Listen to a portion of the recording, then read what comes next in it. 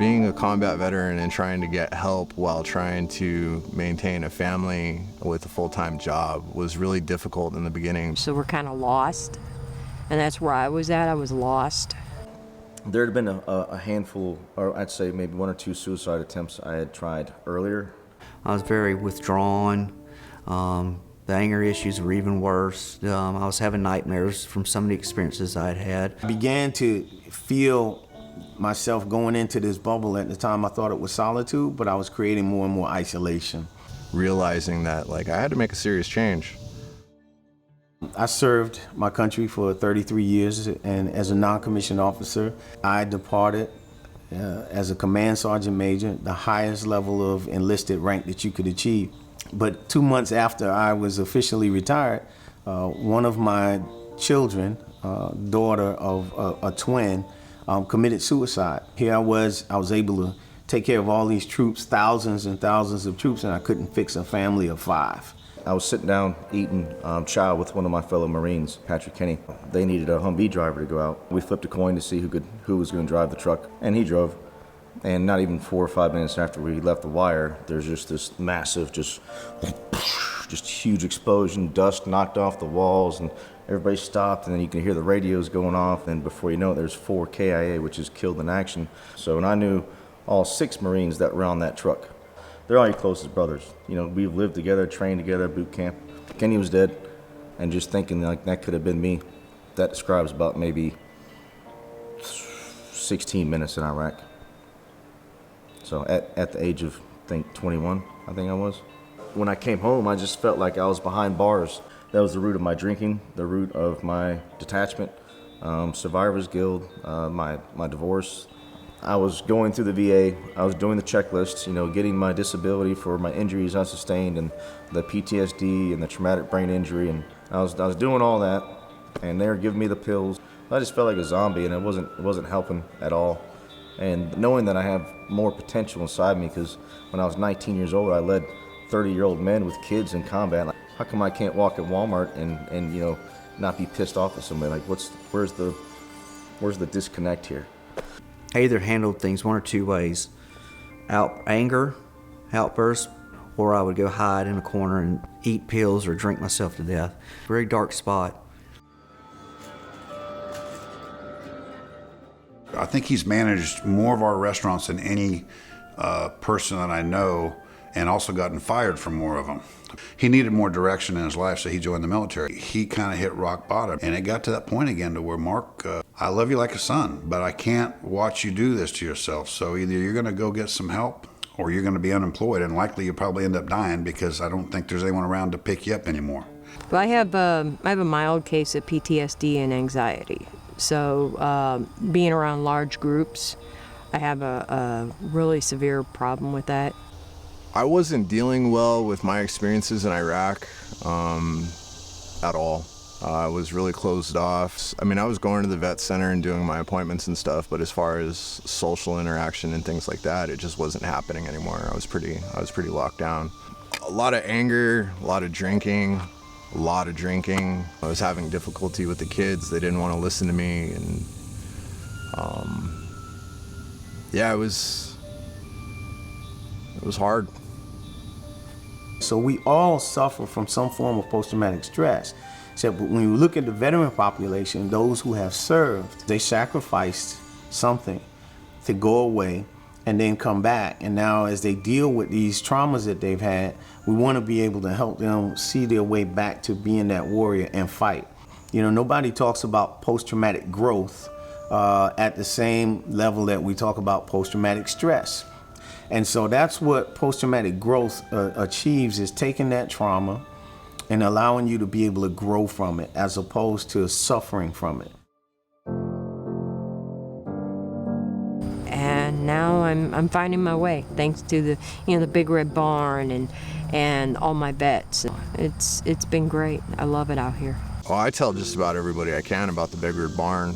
I tell them about some of the programs, the coffee group. Is these people have been through what you've been through. They may have been through a little bit more or a little less, but it's a connection. There's great programs. I mean, even if you just want to stop out, have coffee, see what the meetings are like.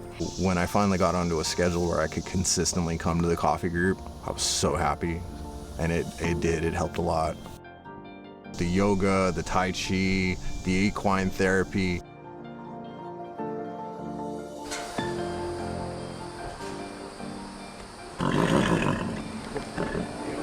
Learn about the new programs that are coming in with the Warrior Path. That's one of the big things. So the Warrior Path program, as we talked about post-traumatic growth, provides wellness practices, progressive and alternative training for healing heroes. It's a 7-day residential live-in course. As you depart, and you go back to your home and to your family, you now have 18 months to continue to grow and learn with those 6 to 8 brothers and sisters. Just the immediate difference in things in myself after going through just that first week, and then being set up with a group of individuals that are going through similar things, and having that small unit cohesion built. There's a support system there, there's a backbone. But they now have you to bookend and help them through that process. So having that cohesion that everybody misses when they get out, rebuilt again, that's life-saving. The wellness practices that they teach you, whether it's exercise, gratitude, whether it's reading, it kind of heals you from the inside out. Once you start doing that, then the post-traumatic growth happens. Like, oh wow, there is a life out here. There have been a couple upsetting things that have gone on since being back, because, life is life. But being able to come here, it's so much off my shoulders. It's turned the volume down on things just enough that you can function. The skills and abilities that were forged in us in combat, those are all great traits. If we can just shift a little bit, then we can use those same traits here at home. Rather than it turning into an argument or a fight, it can turn into an opportunity for growth and learning and love and connection inside the home. The biggest thing that I learned there, it was not what's wrong with me, it's what happened. Put so simply, but just huge. The amount of compassion that I got immediately was just amazing. It gave me the keys to my cage and also showed me where they were at. They were in my pocket the whole time. And by day 3, I had one foot out my own cage and couldn't wait for the other days to come so I could go home and show my family and my loved ones, like, hey, I'm back. Also able to handle just the life stressors that come at you because of the wellness practices you're doing every day. He has used a lot of those lessons in his current environment, and I think that's why he's getting these kind of results. It's extraordinarily rewarding, more so with Mark, because I've watched him fail so many times. I put him through the ringer, man. Everything you can possibly imagine, He came back with a different bearing, but more importantly, the whole follow-up. So the Warrior Path program is designed to be able to help the individual warrior find a better version of themselves. It's not always easy, but yeah, there's been a lot of positive growth since coming back from Warrior Path. It's just kind of embracing life. Ever since Mark got involved with the Warrior Path, then his life has turned around dramatically. Not just in his own personal demeanor, but also his finances have turned around. His ability to manage people is better, so therefore his economic situation has turned around. I think he's even more handsome now I think about it. What it means for South Carolina is just there's so many opportunities and so many households that are in shambles, and I've been there, and that's what this place does, is it turns struggle into strength. We will be able to effectively touch every branch of the military.